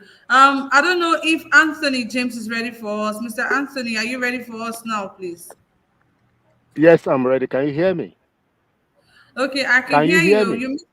I can hear you loud and clear. Thank you very much, Kachi, and Okay, everyone on this panel. you missed your other spot. Now you have just 1 minute, please, to make your contributions. No problem. Please, your 1 minute Thank starts you very now. much. Thank you very much. Can you, am I being heard at all? Yes, please go ahead. We can hear you Good. loud and clear. Thank you, every one of us. I appreciate it. Number one, I am Delta. I know Okowa. I'm from Ubuluku, Agbo. Number one, I think it was God that is acting here. Okowa is lightweight, that everybody says. He's a doctor.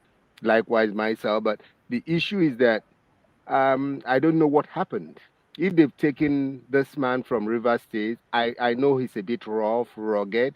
He will have been helpful, but it's God acting. I personally stand for the truth. Concerning Mbaka, like this, we said, Mbaka is just a greedy man. I'm sorry, it's not, because as a pastor, as a reverend father, even in the Catholic Church, we put money in the envelopes. Nobody knows what to put there.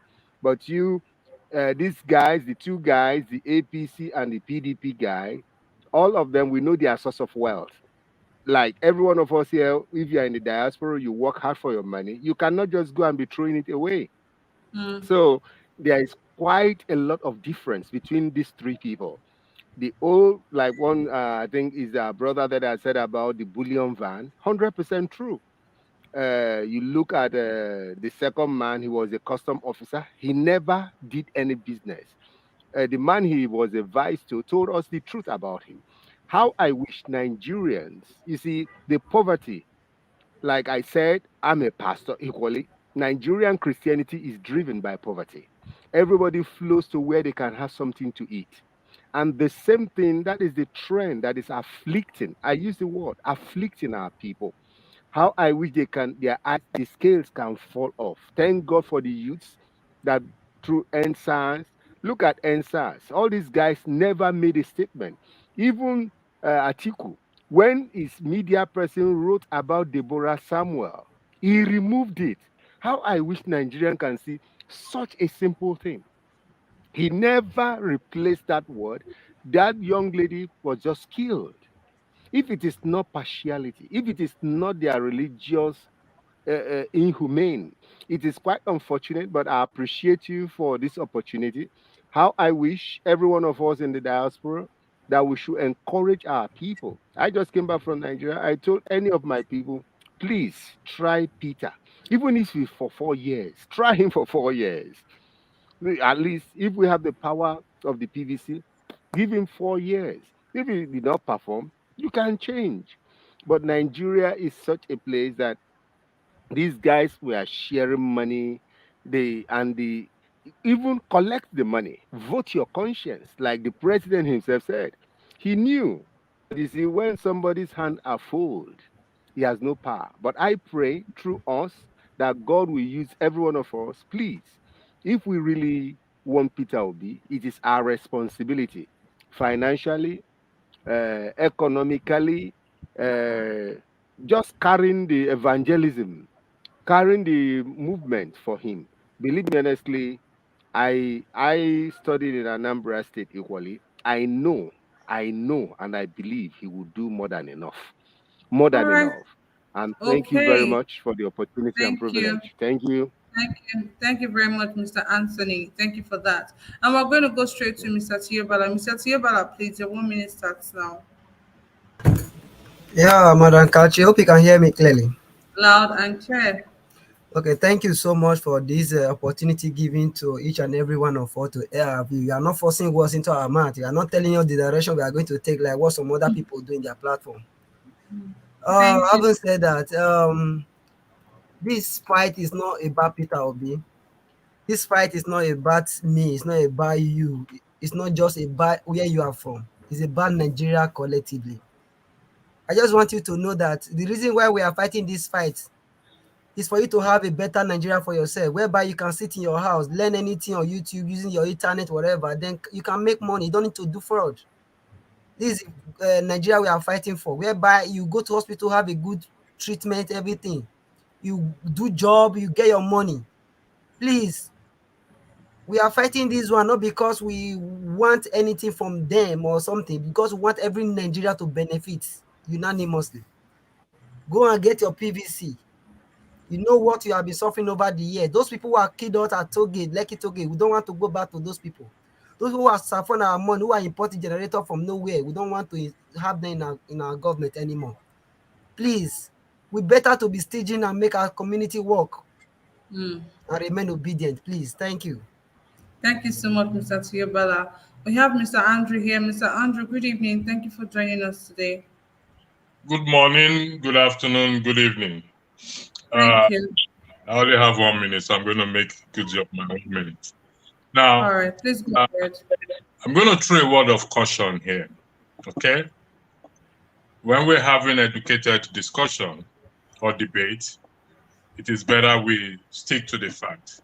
Now, in respect to those who have concern about Bola Tinubu's health, I'm going to refer you to the Constitution.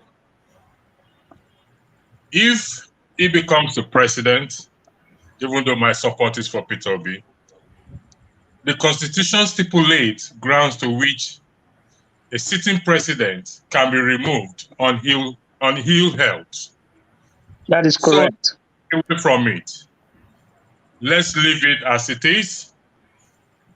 Let's express our concern positively, because it could be anybody. Even though, like I said, my support and campaign is for Peter Obi. But in respect to his health, if Nigerians feels they are not supposed, they're not going to vote for him based on that health, then let them do that. But we must not come on the platform to highlight his health. There are grounds to remove him as president, as highlighted in the Constitution. I will be surprised if that is the case when the time comes. The Constitution that most people condemn will be used to remove him from power.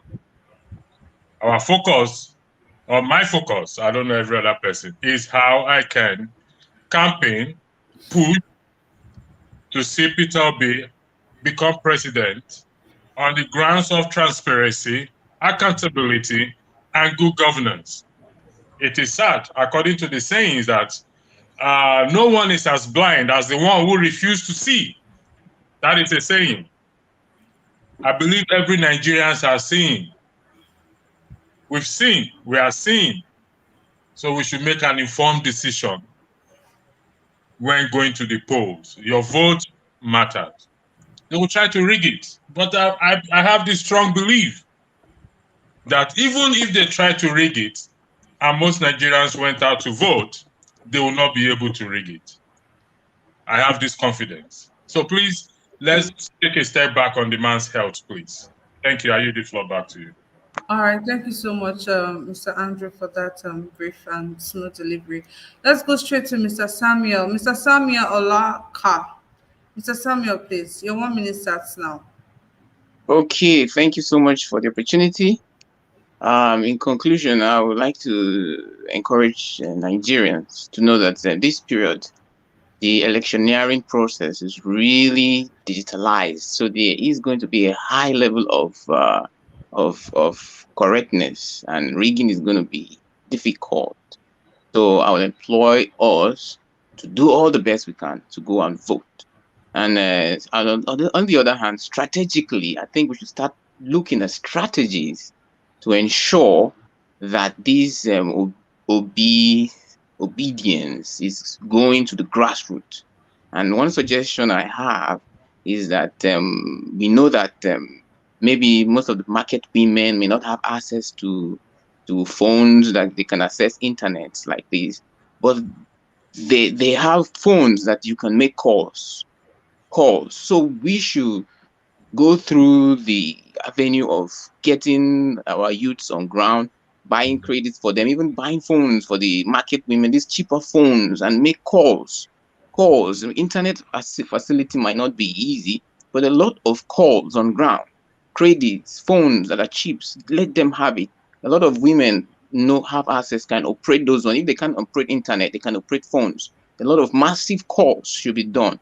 And on the security aspect of your votes, I also have a suggestion that I feel that during the day of voting, when you're defending your vote count, I want to advise that people shouldn't gather centrally, just where the vote is being counted.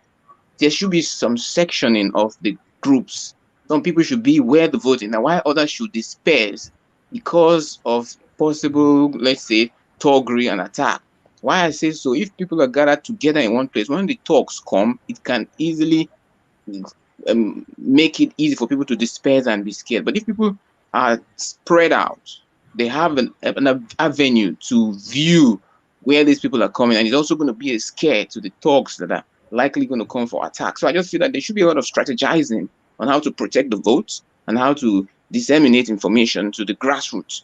So these are just my suggestions on that ground. Thank you. All right, thank you so much, Mr. Samuel. We have somebody here, Mr. Ogo. Mr. Ogo, good evening. Thank you for joining us. What will be your 1 minute contributions, please? Hi, it's Miss. Oh, Hello. Miss Ugo, so sorry. Miss Ugo, good evening. Thank you for joining us. All right, thank you very much. Your platform is amazing. My contribution is going to go back to pre-colonialism and slave trade. Tinubu and Tinubu's grandmother or great grandmother is Madam Tinubu, the great slave trade. These people that have been stealing from us for centuries are still the ones stealing from us now. They are in cohorts with these Westerners to steal our resources and to keep us poor. That's why Peter Obi is saying we need to stop being consumers and start producing so that we're no longer a natural resources factory for these people. So the first thing you said about the one about Okowa, I think the reason why Okowa was put there is because he doesn't really have the same stamina as, for example, someone like Wike. Wike is too loud for them to control. They need a dummy there that's going to listen to them. So when they say, "Oh, do this," he can't talk. What's the other question? The one about Father Mbaka. Religion has, yes, religion was put into Africa and Nigeria to hold us captive, to hold our minds captive. Christianity on its own is pure and beautiful, but what they have taught us, what they have put into our community is not what the interpretation that they've given us is basically, oh, worship me. You're not supposed to worship these guys. They are human beings like us. There's God inside every single one of us. But we've given our powers, and that's why these people think they can just come and say something and we'll take their words and be like, oh yes, that's it. But I'm glad that we're seeing what is happening now. Nigeria and Africa is in a stage where we either move forward and get out. We don't have independence. They gave us political independence, but our economic independence is not with us.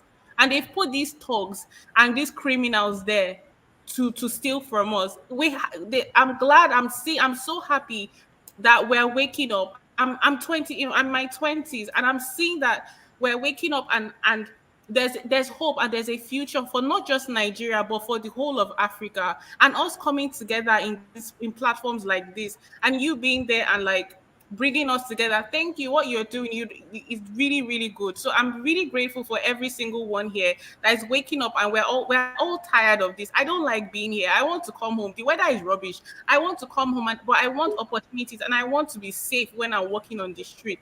So thank you guys. It's really good listening to everyone. Someone like Peter Obi, he's speaking facts. He's not just talking. He's like bringing things that he's going to do. I was watching Tinubu holding broom, and he was like, broom, broom, broom, revolution. What is that? And he's supposed to be our president. One more thing, Showore, he's been a good guy, but the thing is, he has to learn and he has to grow. He hasn't gotten there yet. So it's going to take, he needs to do other things. Being an activist is different from leading a country in Nigeria's states now. So he needs to do more, like go in and learn how to lead before he gets to the point where he leads all of us. Anyways, thank you for this opportunity, and I hope everybody has a lovely evening. Thank you so much. Okay, Mr. Machiavelli, you were going to say something.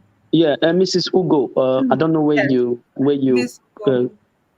Ugo, I don't know where you're calling from. I really enjoyed your presentation, and please, we are on here for a better Nigerian. And as a Nigerian, as you are a concerned citizen, I can see your pain. We will encourage you to join our platform. We want more women to speak. You know, they said number 2 in a better position.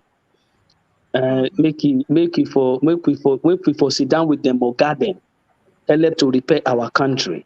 So we are hoping that you become one of us here to also encourage other women. Like, we want to see people like you, people like Ukonji Iweala. You know, these are people we want to see channeling their support on the resources they have for a better Nigeria. I must say thank you so much for being to this platform, and we encourage you to come back to be on with us again anytime we are on. So on that note, yes, on that note, I will put in my last statement. Okay, and thank you. Yeah, thank you everybody for what you have said. Like I remember one of the panelists said that we should see how we are going to preserve our vote.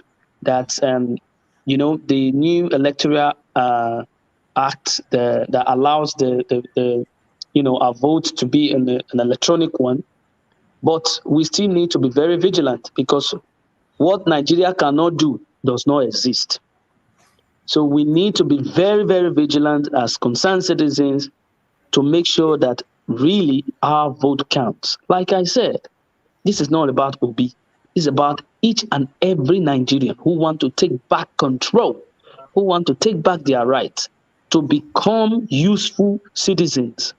And with this sort of energy Nigerians are having, this is a kind of motivation that we encourage people that were already in diaspora who want to come back home and actually put in that resources they've learned somewhere and bring it back.